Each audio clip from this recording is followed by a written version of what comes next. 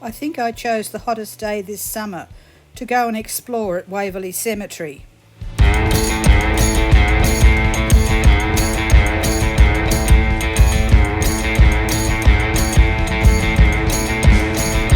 Hi, I'm Robin.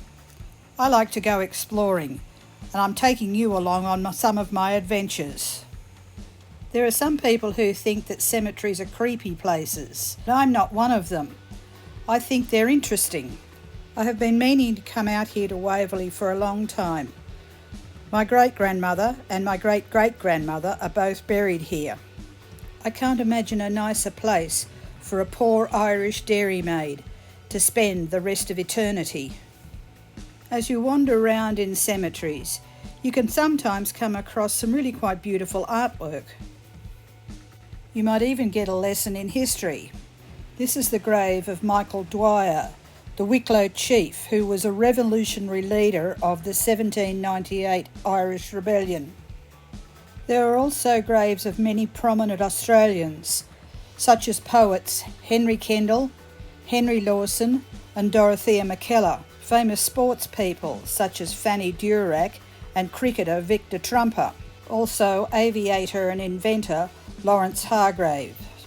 I knew the section and the row that my grandmother is in, but one thing Waverley is well known for amongst genealogists is the lack of marking on the rows.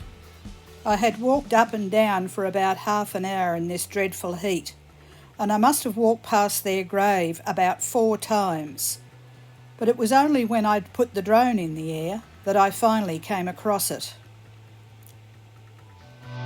Yes, I've given in to my lust for technology and I bought a drone.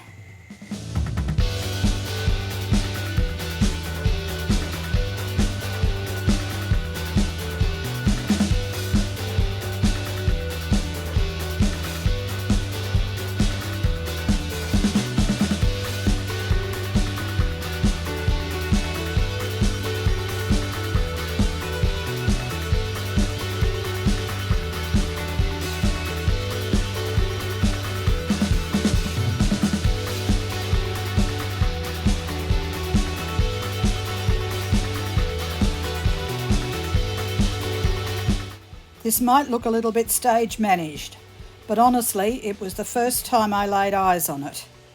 I think I'm going to have lots of fun with this drone, especially when I can find lots more interesting places to go and fly. I hope you found this visit to Waverley Cemetery interesting, and it might even inspire you to go and dig up some of your own dead relatives. If you did enjoy it, give me a like below and write a comment about your own genealogy adventures. Show the love by subscribing to my channel and have a look at what strange place I might end up in next.